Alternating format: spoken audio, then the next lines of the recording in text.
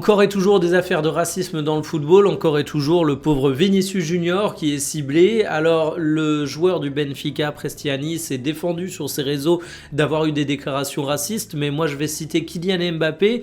Le match a été filmé par les meilleures caméras du monde, je pense qu'on peut retrouver ce qui a été dit au cours de la rencontre. Dans tous les cas, je pars du principe qu'il faut apporter un soutien absolument total à Vinicius Junior. Ce genre de choses n'ont pas la place dans la société, mais ont évidemment pas leur place non plus sur un terrain de football, c'est logique. J'ai l'impression qu'on aborde ce sujet tous les 6 mois, c'est désolant, c'est déprimant. Mais voilà, c'est chose dite, soutien à Vinicius Junior. Une fois qu'on a dit l'essentiel, on peut revenir au terrain, on peut revenir au match de foot.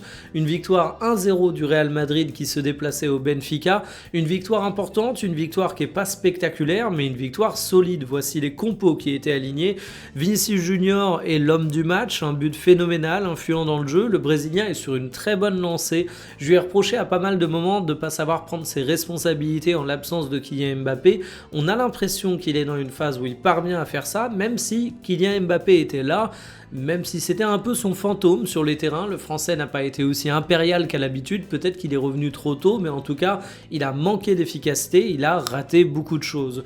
Toujours du côté du Real Madrid, on peut rappeler que Thibaut Courtois est un mur infranchissable, on peut rappeler que Valverde a un moteur inépuisable, et de manière générale, c'est peut-être pas le match où le Real Madrid a été le plus spectaculaire.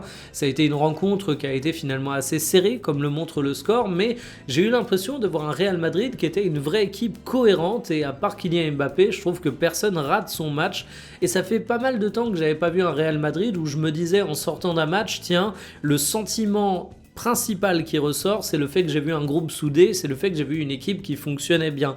Donc c'est évidemment un succès pour le Real. En face, Pavlidis, ça met beaucoup de buts au Portugal cette année, mais alors contrairement à l'année dernière, ça bloque complètement quand il s'agit de franchir la marche européenne.